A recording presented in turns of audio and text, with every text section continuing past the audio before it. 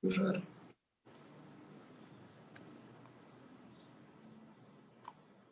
Bueno, voy a silenciarme. Bueno. ¿Estamos? ¿Sí? Bueno, buenas tardes. Buenas tardes. Hoy en particular vamos a ver un tema que es un tema que se relaciona con parte de lo que hemos visto en las materias precedentes, que tiene que ver con la nacionalidad de las sociedades.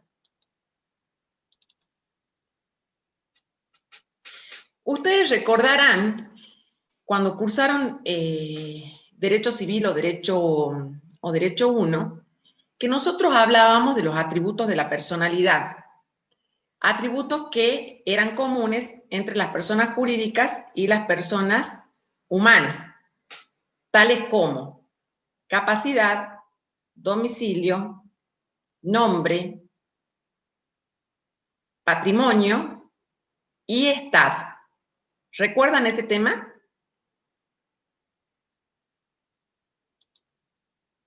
O más o menos.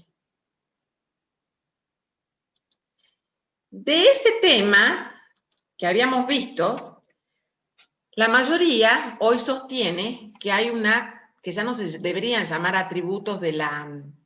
Muy bien, Anabel. Que ya no se deberían llamar atributos de la personalidad, porque en realidad son derechos. Hay toda una discusión jurídica si esto que enumeré sigue siendo atributo de las personas o si en su defecto son derechos. Hablar como derechos personalísimos sería como llevarnos a, digamos, de las personas jurídicas es un terreno un poco más pantanoso, puesto que hay derechos que hacen a la persona humana, tales como la imagen, el honor, que la persona jurídica, digamos específicamente como tal, no hablamos. Sí, estamos aceptando. No hay ningún problema. En mi concepción, todavía es apropiado seguir hablando, como hablan los doctrinarios clásicos, de los atributos de la personalidad. Ustedes recuerdan que de estos 5 que yo nombré, nosotros siempre hacíamos una distinción que tenía que ver que uno no tenían las personas jurídicas. ¿Recuerdan cuál es? El Estado. Perfecto, Miguel. El Estado, cuando nosotros hablamos de Estado, no estamos hablando del Estado argentino, Estado español, o sea, no estamos hablando del Estado como organización sociopolítica. Estamos hablando de Estado, cuando alguien me pregunta por el Estado, si yo les preguntara, ¿qué Estado tienen ustedes? A ver, contéstenme alguno en el chat. ¿Qué Estado tienen? Pero digan la verdad, ¿no? No se hagan lo que soltero. No mientan, ¿no? Miguel, ¿y nadie más tiene Estado? Soltero, bueno. Casado, muy bien. Ahí hay un soltera, y casado con mayúscula. Soltera, casada. Soltero, soltera, soltera. Muy bien. Esto también es como, es una clase, como, bueno, ustedes ni se deben acordar, como yo me quiero casar, es digamos, esto también tiene unos fines sociales. Ese es el Estado, ¿qué Estado? ¿El de soltero o el de casado? ¿O divorciado? ¿Qué Estado sería? Civil, profe. Perfecto, es el Estado civil, el Estado en que yo me encuentro ante la sociedad. Si yo soy hija, tengo, digamos, hago referencia también al Estado, a mi Estado.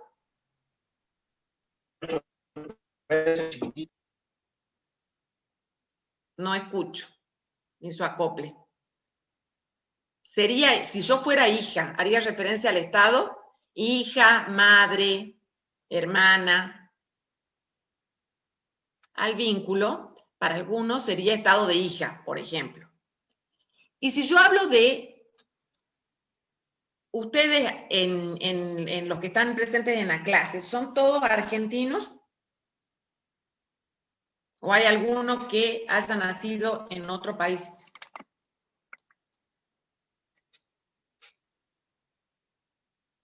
Argentino, Alfred. Argentina. Argentino.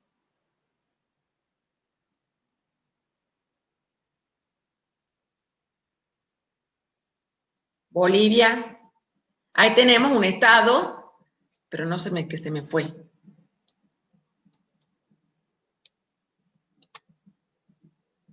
Ay, espérenme un segundo que lo perdí. Leni, Jimena, tiene estado de extranjero. Argentina nativa.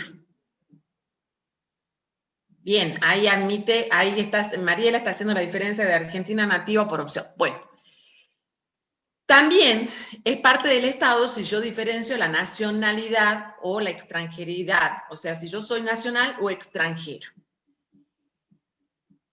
Coincidimos en que los otros 4 atributos se mantienen idénticos, personas jurídicas y humanas, con la diferencia que en las personas jurídicas el patrimonio normalmente, sobre todo si hablo de las personas jurídicas privadas, se llama capital, o sea, la denominación que yo voy a hacer de mi patrimonio normalmente la relaciono con el nombre de capital y no de patrimonio. Para mí, y esta es una apreciación muy personal, el estado de la nacionalidad en cuanto a las sociedades y en las personas jurídicas en general tienen injerencia. O sea, sería de la apreciación que yo tengo de estado, del atributo estado en general, en particular para mí lo que tiene que ver con la nacionalidad es trascendente, a diferencia de, por supuesto que una persona jurídica carece de estado de soltero, de casado, de divorciado, carece de estado de hijo, de madre, de padre, o sea, carece de otro vínculo, como puso muy bien una de las compañeras, pero la nacionalidad no deja de ser importante. ¿Qué quiere decir que nosotros seamos nacionales de la Argentina? O en este caso, como puso Mariela, creo, argentinos nativos o argentinos por opción. La nacionalidad, digamos que por antonomasia, es el vínculo que relaciona a los ciudadanos con el Estado. O sea, hay una entidad política que se llama nación, que yo me vinculo, y ese Estado me da todas las prerrogativas que tiene como tal. O sea, todo aquello que hace a un orden jurídico, social, geográfico, político, que me da este plafón en el que yo me desarrollo. Si nosotros no fuéramos a otro país, seríamos extranjeros. Entonces, nuestras prerrogativas como extranjeros no son las que expresa este vínculo que une a los miembros de un determinado país con el mismo, o sea, Estado ya como Estado, digamos, Estado como ente, no como situación jurídica, sino como ente con las partes o los ciudadanos que son los que lo habitan. Para muchos, la nacionalidad se refiere al lugar de origen. Tengo distintos tipos de adquisición, llamémosle, de la nacionalidad. Uno es el ius soli, y se denomina así porque es el derecho no del sol, sino es el derecho del suelo. Es el lugar, adquiero la nacionalidad del lugar en el que nazco. Digamos, yo nací en la Argentina, adquiero la nacionalidad argentina. Si viajara en un avión de aerolíneas argentinas y mis padres fueran argentinos, adquiero la nacionalidad argentina. Si viajara en un vuelo de aerolíneas argentinas y mis padres fueran peruanos, adquiero la nacionalidad argentina, porque es la bandera, digamos, se respeta el estado de la bandera de la aeronave. Lo mismo pasa con los buques. Si yo nazco siendo mi padre argentino en un vuelo de Iberia que viene a la Argentina, la bandera es española, supuestamente, mi nacionalidad va a ser española. ¿Qué quiere decir? Que mi nacionalidad surge por mi derecho del suelo o mi derecho de la bandera. Es decir, nací en suelo argentino o nací bajo bandera del Estado argentino. En conclusión, es la nacionalidad del lugar donde la persona ha nacido o se ha constituido. El ius sanguinis es el derecho de la sangre, o sea, el derecho que me deriva de mi vínculo sanguíneo. En la clase hay alumnos que desciendan directamente de españoles o de italianos.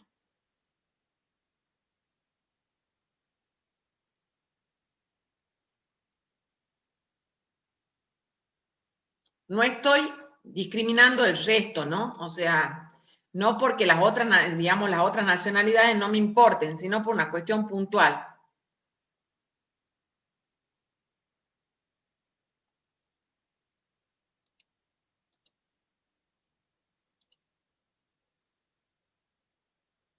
¿Me escuchan?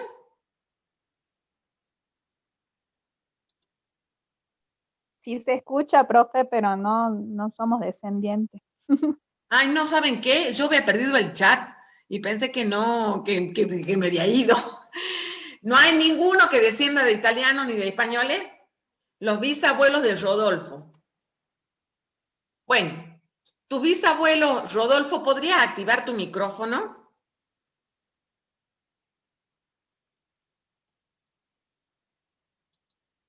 Rodolfo. Bueno, Acá no estoy, importa. profe. Ahí está. Rodolfo, tus bisabuelos son españoles. ¿Tus papás Sí. y tus abuelos han hecho la nacionalidad española? No. Bueno, vos podrías, si acreditas toda una serie que no es tan fácil, pero si vos acreditarías la descendencia directa de españoles o italianos, lo que fueren, ellos mantienen el derecho de la sangre. Por eso es que ustedes habrán escuchado que muchos tienen la doble nacionalidad. Muchos argentinos tienen pasaporte argentino y pasaporte de la Unión Europea. ¿Por qué? Porque tanto España como Italia mantienen el ius sanguinis. Y tenerlo en cuenta, o sea, porque no es un trámite, digamos, si lo pudiera llegar a hacer en el futuro, lo que hay que acreditar es el vínculo directo con inmigrantes de esos países. O sea, que ellos hayan venido de allá. Ellos persiguen el derecho de la sangre y por eso no hablaba de otros extranjeros, porque en realidad, por ejemplo, yo tengo descendencia siria, yo no puedo vincularme, o pierdo la nacionalidad argentina y adquiero la siria, o me quedo con la argentina. No puedo tener una doble nacionalidad. Los italianos y los españoles sí, porque está admitido por esto, es el derecho de la sangre. No importa el lugar en el mundo en el que yo he nacido, lo que importa es que mi vínculo sea puro en cuanto al Estado, ¿se entiende? Eso se llama ius sanguinis. Nosotros me refiero en la Argentina, no lo tenemos. O sea, el derecho de sangre acá en la Argentina no se aplica. O sea, nosotros mantenemos el ius soli. O algo que dijo una de las compañeras, que es que alguien se naturalice, es decir, que decida adoptar la nacionalidad argentina, pero al hacerlo va a perder la nacionalidad de su país de origen. La otra forma de adoptar la nacionalidad es por la residencia. Ustedes han visto que mucha gente va a Estados Unidos y se casa con alguien que sea del lugar. ¿Han escuchado de eso? Lo han visto en las películas, digamos. Es una cosa que no es novedosa, digamos, no es ninguna cuestión que sea escondida ni ilegal. Una forma de que yo pueda adquirir la nacionalidad es si contraigo enlace con alguien que el Estado ese me admite tomarla por ser el cónyuge o la cónyuge de esa persona. ¿Se entiende? La Argentina, en cuanto a la nacionalidad, se rige por el derecho del suelo. O sea, nosotros no perseguimos ni el ius sanguinis ni la residencia. Y la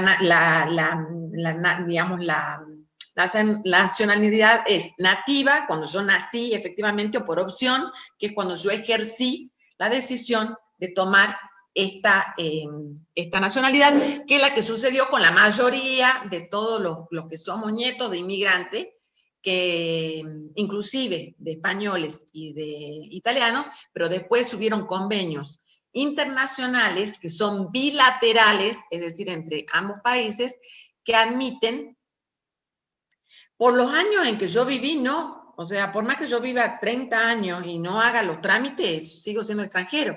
O sea, los trámites, digamos, lamentablemente lo tengo que hacer. El documento no va a llegar a mi casa diciéndome que yo soy argentina porque hace 30 años que vivo en la Argentina. O sea, tengo que ir al registro civil y hacer la opción. No, nosotros por antigüedad no adquirimos la nacionalidad.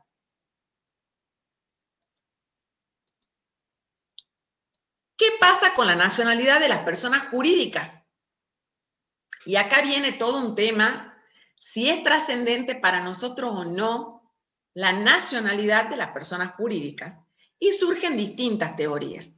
Hay una teoría que es el sistema de la autonomía de la voluntad, que dice que es la nacionalidad de la sociedad o de la persona jurídica privada, estamos hablando siempre privada, no estamos hablando de las personas jurídicas públicas, es aquella que los socios le van a atribuir en el acto constitutivo, es decir, la que va a tener al momento de realizar el instrumento que le dé fuerza de creación de tal.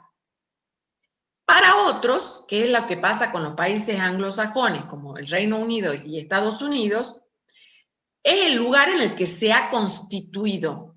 Y acá va a la jurisdicción principal de la persona jurídica o de la sociedad. Es en el lugar, por eso se llama el sistema de la incorporación, porque es en el lugar donde propiamente se ha constituido. El sistema francés, a contraposición del anglosajón, dice que no es en el lugar principal, sino es por donde tiene la sede social. Es decir, que donde la persona jurídica tiene la sede, en ese lugar es donde adopta la nacionalidad. Otra teoría es la teoría del control, y esta surge en la época de las guerras mundiales, donde era muy importante todo lo que tenía que ver con las situaciones de amigo-enemigo, Estado amigo, Estado enemigo, y en función de eso, eran en realidad, más que el Estado amigo o enemigo, a quienes respondían los capitales que las personas jurídicas tenían, porque quizás el Estado podía ser amigo o parecer amigo y los capitales eran del enemigo. Entonces, la importancia radicaba justamente en saber de dónde provenía el capital del cual se iba a nutrir esa persona jurídica para determinar la nacionalidad. ¿Por qué es importante la atribución de la nacionalidad en el caso que para el ordenamiento jurídico sea realmente trascendente o relevante?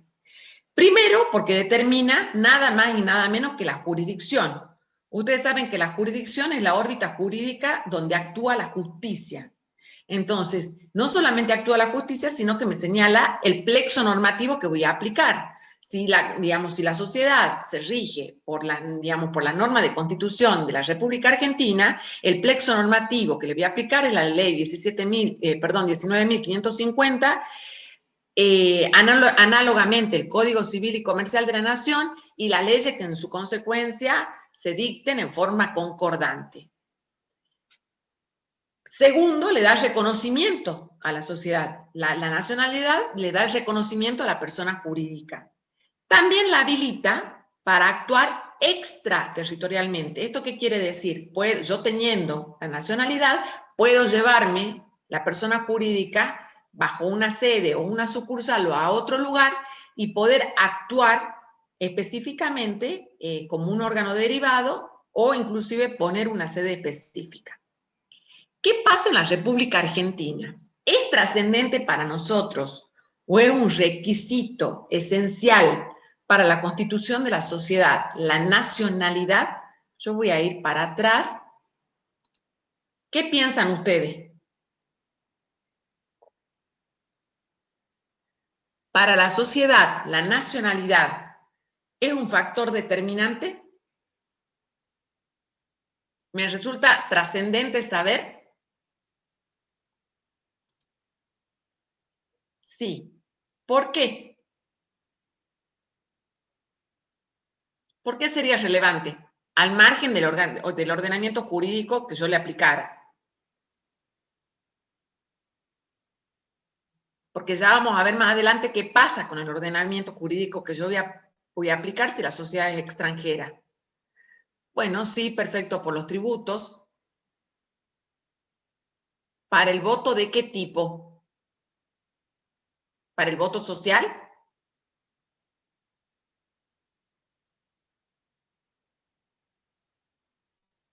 Por los tipos de sociedades que existen en Argentina, sí. Bueno, en realidad, la mayoría de la doctrina no sopesa demasiado la nacionalidad de las sociedades.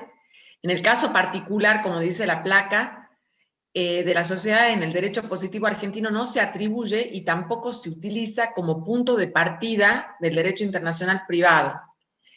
La nacionalidad para nosotros es muy relevante y es importante considerarla justamente a los efectos de su constitución.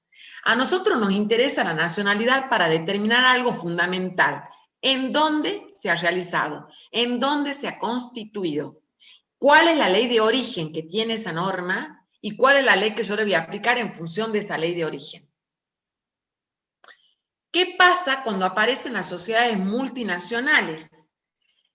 Después que termina la Guerra Fría, hace muchos años, empieza un periodo de globalización. Cuando nosotros teníamos tan sectorizadas todas las actividades geopolíticas y jurídicas de los estados, en cada una de sus ramas, o sea, cada una tenía muy delimitada y muy acotada las cuestiones, empieza un proceso de internalización o de globalización.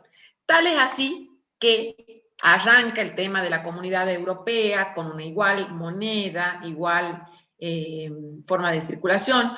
Nosotros avanzamos con el Mercosur, con la diferencia que nosotros seguimos manteniendo cada estado que lo conforma sigue manteniendo su moneda, pero la idea es avanzar a la libre circulación de bienes, personas y capitales.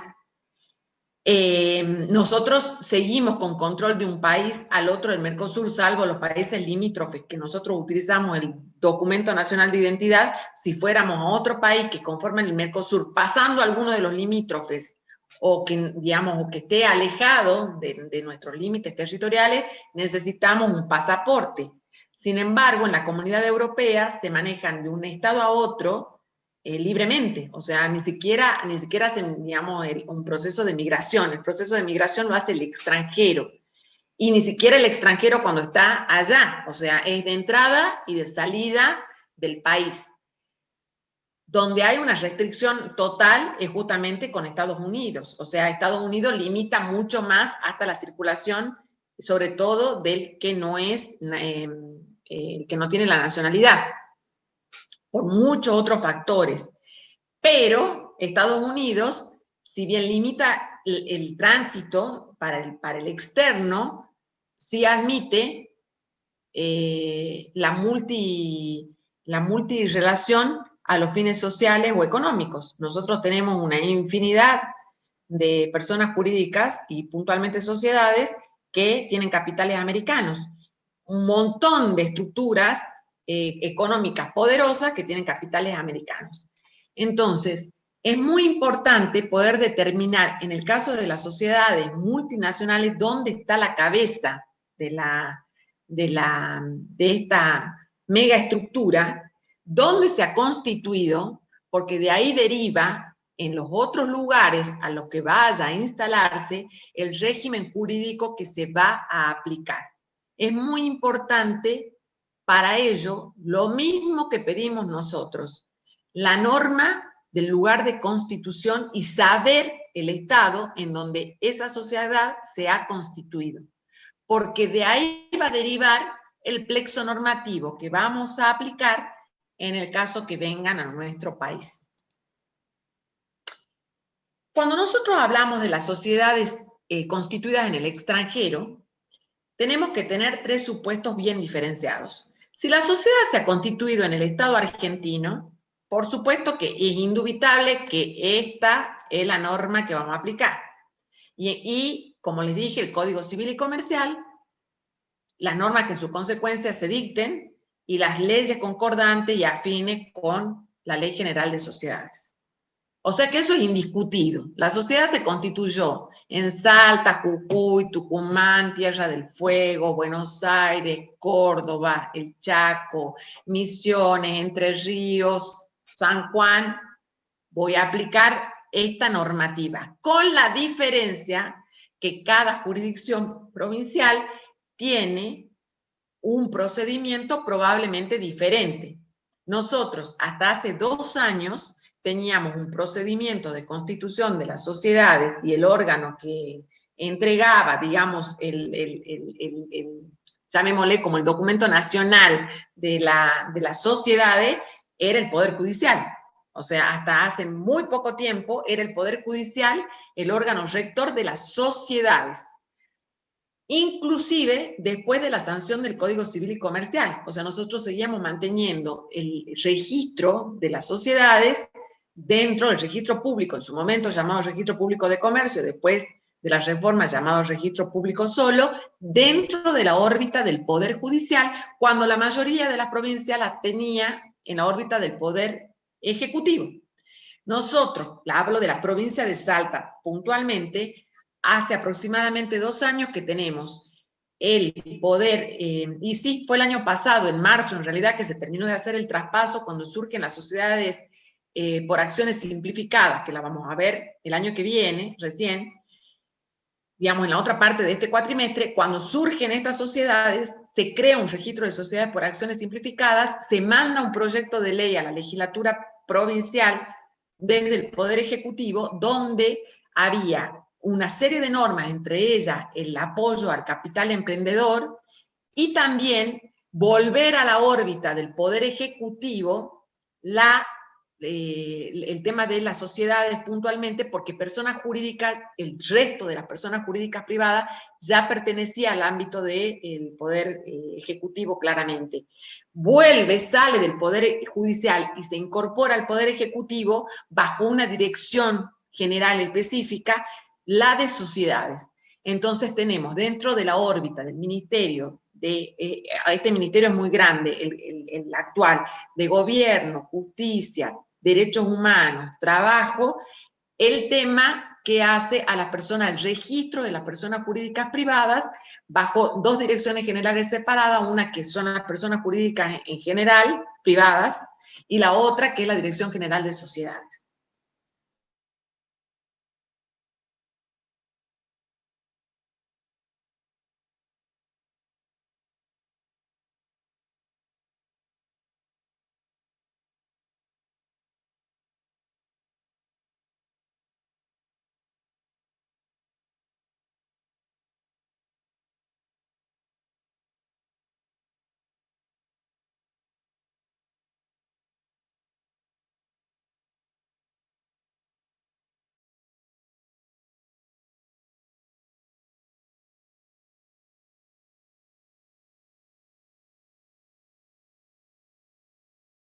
Ejercicio, digamos, habitual de actos determinados, o si va a venir a constituirse en nuestro país. Y una cuarta variante sería si es citada en juicio, que ya lo vamos a ver, si es puntualmente citada un proceso judicial. No son todos los supuestos iguales. ¿Qué es idéntico y que se lo tienen que grabar así como un letrero? Que en todos los supuestos de sociedades constituidas al extranjero se requiere que se designe un representante legal en este país, es decir, en la República Argentina, y que constituya domicilio. Eso sucede en todos los supuestos. ¿Por qué? Porque es importante, digamos, ustedes saben que las personas jurídicas actúan a través de sus representantes, no actúan a través de sí mismas. O sea, nosotros, como ya lo vimos en alguna clase, no quiero nombrar, a la UNSA S.A., digamos, suponiendo que fuera una sociedad anónima, no actúa por sí misma, actúa a través de sus representantes. Voy a obviar las marcas porque si no van a decir que nosotros le hacemos propaganda a algunos, se me vienen un montón de supuestos, pero prefiero obviarlas.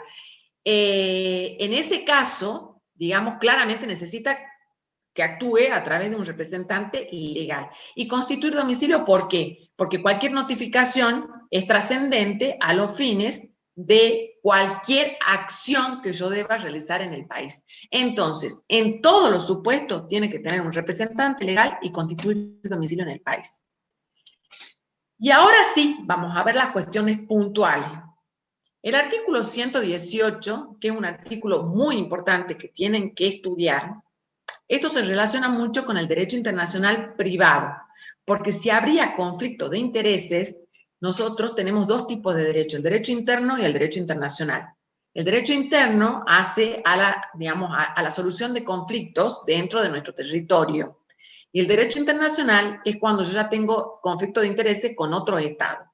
Si el conflicto de interés es, digamos, de un nivel territorial, llamémosle, o de una cuestión política, se aplica el derecho internacional público. Pero si hablamos de cuestiones particulares, como por ejemplo sociedades, derecho de familia, cuestiones comerciales en general, aplico el derecho internacional privado, pero no deja de ser derecho internacional. Entonces tengo que, además, mirar los ordenamientos jurídicos, si tengo convenios bilaterales, multilaterales, por ejemplo, en estos casos se aplica muchas veces el Tratado de Montevideo, que es uno de los que más injerencia ha tenido en el ámbito comercial. ¿Qué sucede? La sociedad constituye en el extranjero, es decir, se constituyó afuera. Supongamos se constituye en Ecuador. En cuanto a su existencia y a la forma de constitución para probar que existe en la Argentina, nosotros vamos a mirar las normas del lugar donde se ha realizado. Es decir, miro las normas de Ecuador. ¿Se entiende? Para la existencia y la forma se rige por las leyes del lugar de constitución. No tiene que haber violado ninguna norma, ni de orden público, ni la moral, ni las buenas costumbres del lugar de constitución. Así, como si nosotros, digamos, en un ordenamiento jurídico similar, mirarían si nosotros no hemos adecuado a la ley 19.550. Esto es muy importante que ustedes lo tengan en cuenta porque era parte de lo que hablábamos al principio. ¿Para qué la nacionalidad es importante en el ámbito del derecho societario? ¿O cuál es la parte de la nacionalidad que yo voy a mirar? Y claramente les dije que no hay una discusión aguerrida en que haya que centrarse en la nacionalidad, sino solo a los fines de la Constitución. Nosotros no nos regimos por la nacionalidad porque si no le tendríamos que pasar la vara del Estado argentino. O sea, tendría que venir y constituirse inexorablemente acá, despreciando el ordenamiento jurídico en el cual realmente haya nacido esa sociedad. Si va a realizar un acto aislado, es decir, viene una cuestión puntual, por ejemplo, viene a firmar un convenio, viene quizás a comprar un producto, pero no va a ser más que eso, o sea, no viene con un fin societario específico, tiene que estar habilitada para hacer actos estos actos aislados y para estar en juicio. Igualmente, no tiene que contravenir nada, o sea, en su lugar de constitución no tiene que haber contravenido nada y puede realizar estos actos aislados como estos ejemplos que les estoy dando y, por supuesto, presentarse en juicio si fuera citada, pero para ello, insisto, tiene que tener un domicilio constituido y también un representante legal. ¿Qué pasa si viene a hacer ejercicio habitual? No es que voy a venir a comprar un producto que me resulte interesante de la Argentina, un insumo, o a firmar un convenio de mutua colaboración y punto, o me han citado, sino vengo a ejercer actos habituales societarios en la República Argentina. Primero que el objeto, ya hemos hablado, hará un mes atrás, de la característica del objeto. El objeto, digamos, independientemente que en otro lugar se pueda admitir un objeto que sea ilícito, por ejemplo, prohibido en nuestro ordenamiento jurídico, por mal lugar de constitución no correría, tendría que readecuar el objeto porque nosotros no lo admitimos. El objeto, insisto, con los 4 elementos, cierto, lícito, determinado y posible. O sea, no hay, digamos, no hay ninguna chance que se admita en un ordenamiento jurídico un objeto ilícito que nuestro ordenamiento no lo permita y la dejemos operar. No va a suceder. tiene que acreditar la existencia de la sociedad con arreglo a las leyes de su país, es decir, la constitución de acuerdo a la norma del país del que viene. En este caso, viene de Ecuador, entonces tiene que acreditar que ha cumplido con todo lo que Ecuador exigía. Fija el domicilio en la República Argentina, cumple con la publicación e inscripción que nuestra norma establece. ¿Por qué? Porque puede haber acreedores o deudores, puede haber desvío de capitales, puede haber lavado de dinero, entonces es importante que haya publicidad. Tiene que justificar por qué quiere realizar ejercicios habituales en este país, para lo cual va a designar un representante legal. Y si se trata de una sucursal, se debe determinar de dónde proviene el capital con el que pretende operar. O sea, no puedo traer el capital y no acreditar de dónde lo saqué. Estos supuestos son si yo tuviera la similitud, por ejemplo, la sociedad del Ecuador que va a venir es una sociedad de responsabilidad limitada, es una sociedad anónima unipersonal, es una sociedad colectiva, es una sociedad de capital e industria. Pero ¿qué pasa si me aparece una sociedad de responsabilidad limitada unipersonal? Nosotros tenemos ese tipo acá. Todavía no lo hemos abordado, pero ya han visto algo de los tipos sociales. ¿Tenemos sociedades de responsabilidad limitada unipersonal en Argentina? Yo me puedo constituir mi sociedad se va a llamar Elisafar SRL unipersonal. No, perfecto. No. ¿Y qué voy a hacer con la sociedad Elisafar SRL unipersonal que viene de Ecuador? La despacho, le digo adiós, no cumple con la normativa, se va. ¿Qué hago? Es un tipo que es desconocido para mí. No está en mi ordenamiento jurídico. ¿La dejo operar o la despacho, la despido y la mando de vuelta a su país?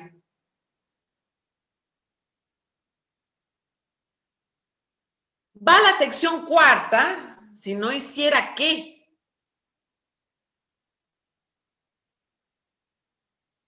Acá hay una discusión entre cuatro que hablan de la sección 4, valga el número, contra otras dos teorías. ¿Se adecua a nuestras normas o cambia el tipo societario? ¿Qué dice el artículo 119? Si el tipo es distinto, o sea, no es ninguno de los tipos que tenemos nosotros. Ahora, si viene con una sociedad anónima unipersonal, la dejo, o sea, es igual. Acá ya van perfilando Ana María y María Camila con las sociedades anónimas. ¿Qué me dice? Se aplica a la sociedad en otro estado, bajo un tipo desconocido por las leyes de la República, el artículo 118. Es decir, el artículo que hace a la Constitución. Pero acá, en lugar de Constitución, no me ayuda. No la transformamos en SAS. No la ayuda, bueno, podría transformarla en SAS, en realidad sí, o en una SAU. No la ayuda porque en lugar de Constitución tiene un tipo que yo desconozco. Entonces, claramente, sí tiene que readecuar la normativa y se le aplica, acá cuando habla, a la sujeción del máximo rigor previsto en la ley, que es ¿cuál? No lo han visto ustedes, han visto un pantallazo general de cada uno de los tipos societarios, pero arriesguen. ¿Cuál es el ordenamiento jurídico? ¿De qué tipo de sociedades creen que es el ordenamiento jurídico más riguroso?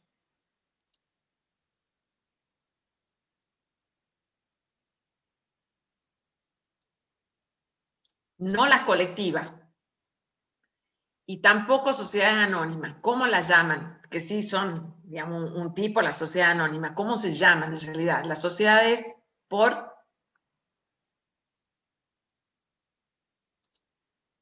por acciones, perfecto.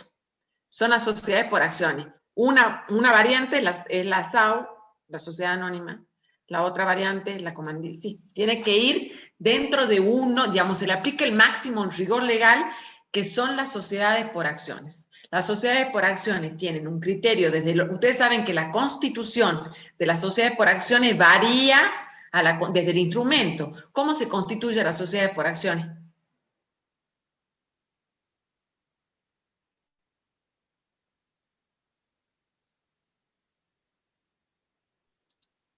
Por instrumento público.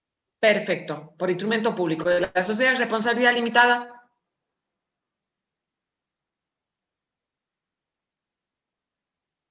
¿Cómo la constituyo? Yo no sé por qué se me va el chat. Perfecto, por instrumento público o privado. Pero si la constituyo por instrumento privado, ¿tengo algún obstáculo? ¿Es inválida?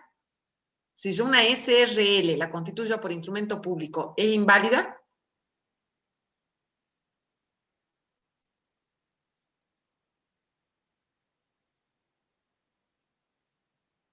¿Qué piensan? La ley me exige el instrumento público para un específico grupo de sociedades que tienen que ver con las sociedades por acción. Si yo constituyo las SRL por instrumento privado, es válida. Si la quiero hacer por escritura pública, también es válida. El exceso de la forma no me varía. Ahora, si yo no cumplo la forma con el que sí me la pide, ustedes saben que hay cuestiones que son, la formalidad es a los fines ad probationem, que es a los fines de la prueba, y hay otras que son ad solemnitatem, que es a los fines de la validez.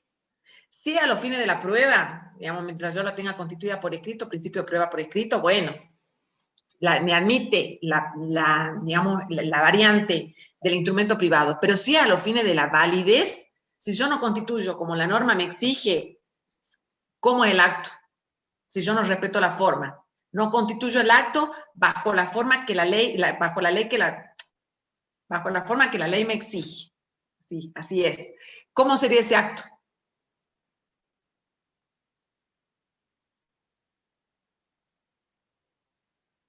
Empieza con él, con N. Con N de nena. O de nene. Nulo. Nulo. Perfecto. No tiene validez. O sea, el punto es la diferencia entre un acto. Siempre tienen que tener presente esto. Cuando la forma es a los fines probatorios, digamos, tengo amplitud. Cuando la forma es a las cuestiones de la validez, no puedo soslayarla.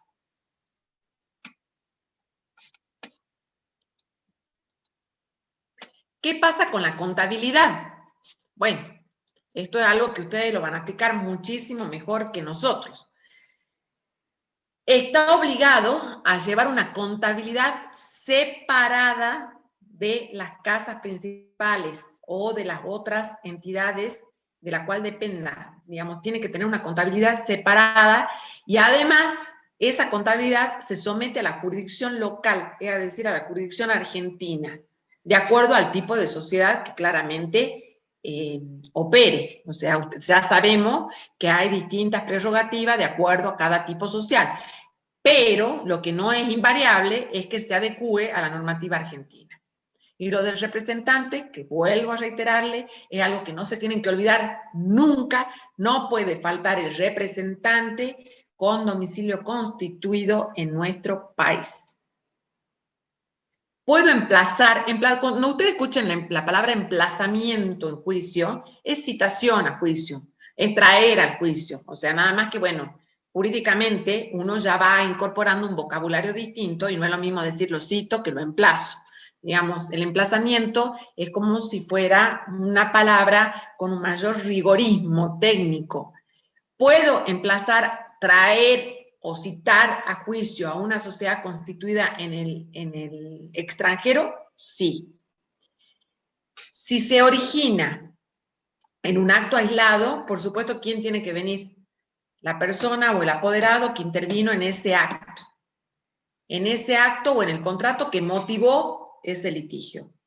Si existe en nuestro país la sucursal el asiento o cualquier otra derivación, digamos, de la célula principal en este país, va a venir el representante. ¿Puedo citarla? Indudablemente sí. Sí. O sea, y va a poder ejercer el derecho de defensa que le corresponda.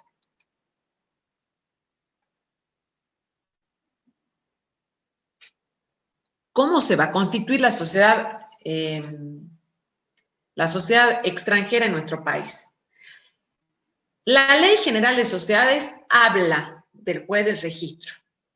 Y acá hace rato había hecho la salvedad porque insisto que nosotros, el juzgado en el que, digamos, en el que estaba el registro de comercio era el juzgado de Minas, se llamaba juzgado de Minas, y en lo comercial del registro que tenía una doble competencia. Todo lo que tiene que ver con minas, me refiero no al peyorativo que usan para referirse a nosotras, sino a la minería, o sea, concretamente la minería como actividad. Y tenía la otra arista que era la parte societaria. Bueno, vuelvo a decirles que ya hace 2 años que pasó la órbita de las sociedades al poder ejecutivo, por lo tanto, en algunas provincias habrá quedado esto, pero nosotros ya no tenemos un juez. El juez va a ser, en este caso, el juez, hablando ya concretamente de la jurisdicción, será el que intervendrá si hubiera un conflicto a posteriori. Que nosotros tenemos la jurisdicción que hace civil y comercial, tenemos los juzgados de primera instancia en lo civil y comercial, que son 11, y 2 juzgados de sociedades, concursos y quiebra, también de primera instancia. Entonces, van a tener que acreditar ante el organismo competente que se han constituido estas sociedades de acuerdo a la normativa que rige en sus respectivos estados, que han tenido el control pertinente y tienen que traer a nuestro país toda la documentación que exija para poder registrarla. Y si hay algo más que el Estado necesite, por supuesto que lo va a poder pedir. Y por último, ¿qué sucede con la sociedad con domicilio o principal objeto en la República Argentina? O sea, hablemos con aquella que va a venir a fijar su domicilio o el objeto de su actividad en la República Argentina. En este caso, se va a considerar a todos los efectos del cumplimiento de la formalidad y la constitución como si fuera una sociedad local. Entonces, la lupa se va agrandando respecto al miramiento, porque una cosa es el acto aislado que yo venía a hacer, otra cosa era un ejercicio habitual y otra cosa que yo vengo con el objeto principal a este país. Entonces, se le va a aplicar el máximo rigorismo legal que va a ser el que surge de nuestra propia normativa y de nuestras propias prerrogativas en cuanto a la Constitución y a la formalidad, y por supuesto que no se agota ahí, sino también al control. Ustedes ya vamos a ver más adelante que hay sociedades que exigen fiscalización estatal permanente, hay otras que puedo ponerle un control privado, eso depende mucho de la sociedad, del objeto, del capital, bueno, de muchos aristas que ya vamos a ver, o sea que no es el objeto de esta clase, pero depende de cuál sea el objeto que vaya a ejercer, también se va a aplicar estas formas de contralor, que no es menor, es decir, cómo voy a hacer yo para controlar estas sociedades. Es un tema muy concreto, digamos que digamos, no hay mayores interpretaciones. Si ustedes ven y abordan los artículos propiamente dichos que hablan de este tema, son muy poquitos en la Ley de Sociedades, pero son artículos que tienen que estudiar y poder aplicar, porque esto hace a que el día de mañana puedan ustedes tener que asesorar bajo estas premisas, considerando lo que les decía hace un rato, algo fundamental que es la globalización, y cada vez va a ser más la globalización, la transnacionalización, cada vez se va ahondando, y ni qué hablar cómo ha surgido todo esto con el tema de la pandemia, digamos, ya si las redes venían en expansión, con la pandemia directamente, digamos, uno ha ido enlazando muchísimas más actividades y cuestiones. Entonces, es importante que tengan en cuenta, haciendo un repaso general para cerrar la clase, que la nacionalidad, el derecho argentino no pone el foco especialmente en la nacionalidad, en tanto y en cuanto sea una premisa de control, tanto como lo podría ser el capital o podría ser el nombre, podría ser el objeto, pero sí tiene una injerencia absoluta en cuanto a la Constitución. Para nosotros saber de dónde viene la sociedad es absolutamente trascendente, porque ese lugar de Constitución es el que va a traer exportada, además de la norma, de la sociedad, va a traer exportada la norma que yo voy a verificar que se haya cumplimentado. Es importante diferenciar que las sociedades extranjeras pueden operar en la República Argentina, sí, pueden operar absolutamente. Si viene con un tipo desconocido, ¿puedo dejarla operar en la República Argentina? Sí, le voy a aplicar el máximo rigor legal, que es el de las sociedades por acciones en general. ¿Puedo traer una sociedad extranjera simplemente un acto aislado? Sí. ¿Qué tengo que tener? La persona que va a ejecutar esos actos, que va a ser su representante, y la constitución del domicilio. ¿Puedo ejercer actos habituales? También, pero para ello debo cumplir con el objeto, con la norma, con la designación del representante legal, la constitución del domicilio y la prerrogativa que la ley me exige. ¿Puedo traer el objeto principal a la República Argentina? Sí, pero ahí el miramiento que le voy a hacer va a ser como si fuera una sociedad de orden local. ¿Alguna duda? ¿Algo que les haya quedado sin explicación o que necesite? Arranca del artículo 118 en adelante, al 124, si mal no recuerdo, de la Ley General de Sociedades, ¿no? No, de nada. ¿Alguna duda?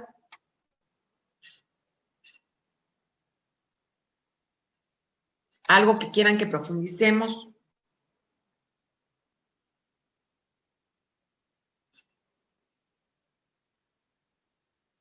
¿Se entendió? Digamos, pueden irse por lo menos con este panorama. El hecho de las teorías que yo les expliqué del por qué se toma o no se toma, digamos, la nacionalidad, es a los fines ilustrativos. O sea, para que, digamos, a veces la historia ayuda mucho a saber por qué se adopta este tema y no, digamos, por qué se adopta esto y no esto otro. O sea, cuando uno a veces habla de las teorías, es justamente con este objetivo de que ustedes puedan saber de dónde viene o por qué nuestro ordenamiento jurídico se inclina por una y no por la otra.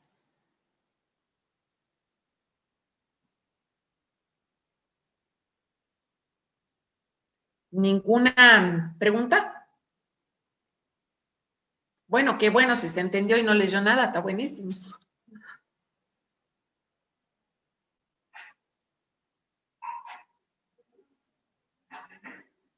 ¿Alguna consulta, algo que quieran? No les voy a preguntar más sobre el Estado.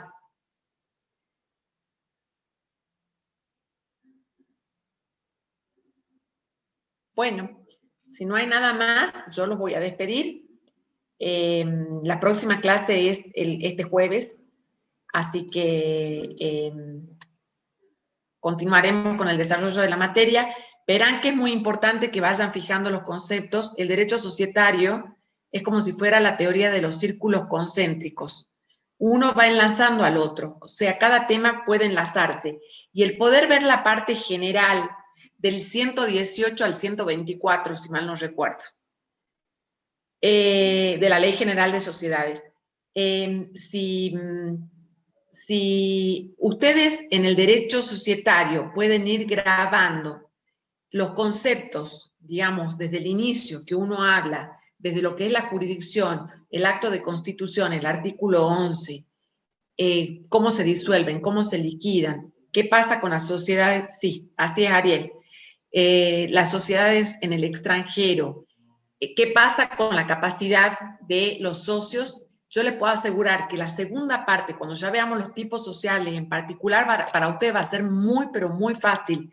Lo importante es que estos conceptos los vayan afianzando, porque el derecho societario es una materia muy técnica, o sea, no tiene amplitud ni diversidad para que, digamos, la orquesta funcione, ¿no? Con eso estoy diciendo que no se tocan los instrumentos, no se guitarrea, nada. El derecho societario tiene una estructura muy, pero muy rigurosa. Entonces, o se cumple la norma o no se cumple, pero no da para que yo haga una interpretación amplia de los temas en general. Sí, Leonel.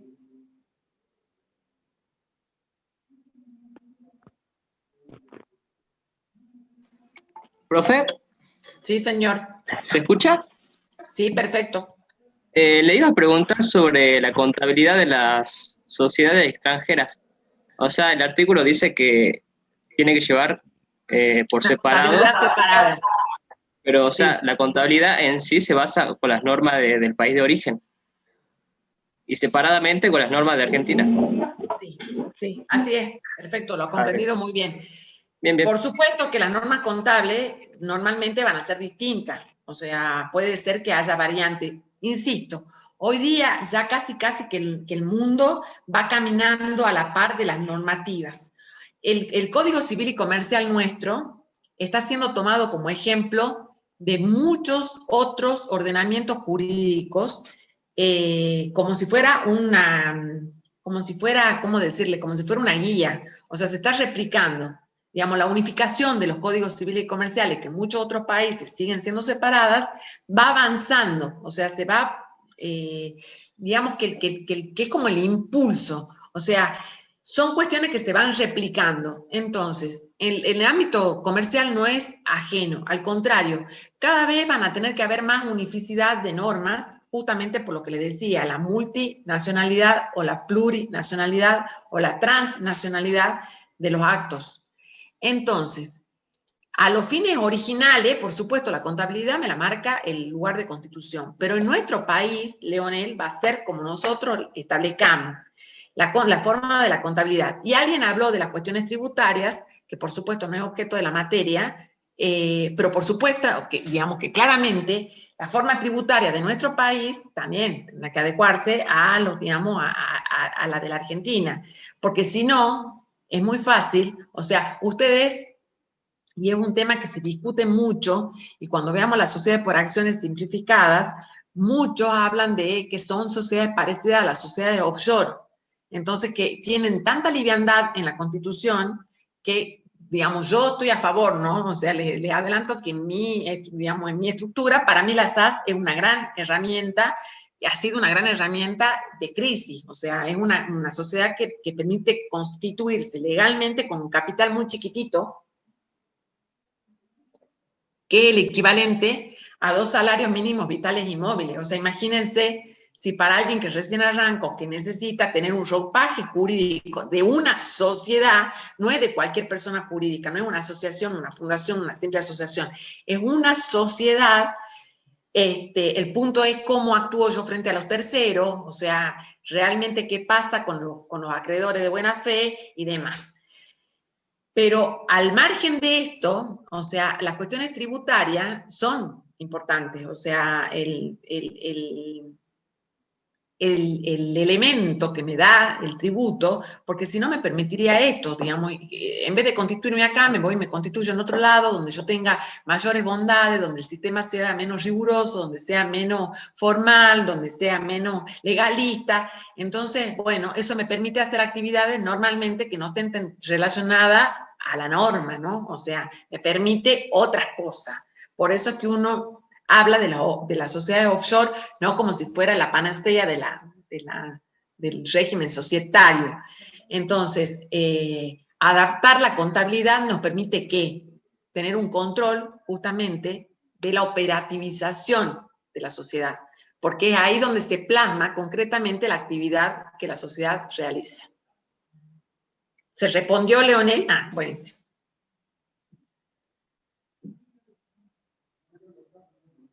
¿Alguna otra pregunta, consulta, duda?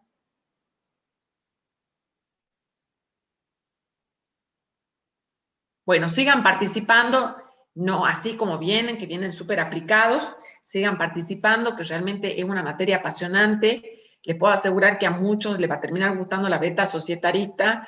Muchos de los contadores son los que pasan por sobre nuestra incumbencia y se erigen como grandes societaristas.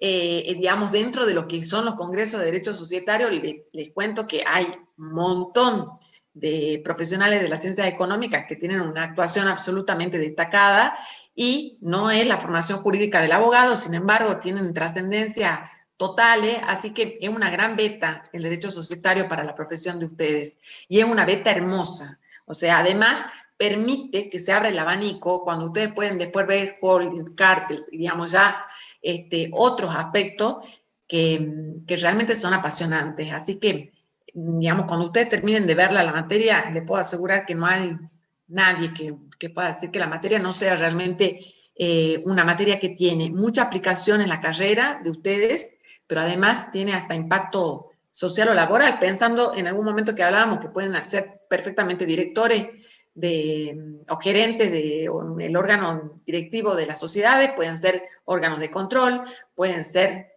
de hecho muchos las van a constituir, los asesores de la Constitución. Por eso es importante que ustedes los conceptos los tengan sólidos y fijos, porque es realmente una gran herramienta para el ejercicio profesional. Bueno, si no hay nada más, yo me despido, les deseo que tengan una buena tarde, los que están rindiendo exámenes finales, éxitos en la... Bueno, sí, ustedes pueden estar rindiendo alguna de segundo año, así que los que estén rindiendo exámenes finales que tengan éxitos, y nos volvemos a encontrar. La próxima clase va a ser el jueves, salvo que se avise algo distinto en la plataforma. Que tengan una buena tarde. De nada. Chao, chicos. Gracias, muchas gracias. No, a ustedes por quedarse. De nada.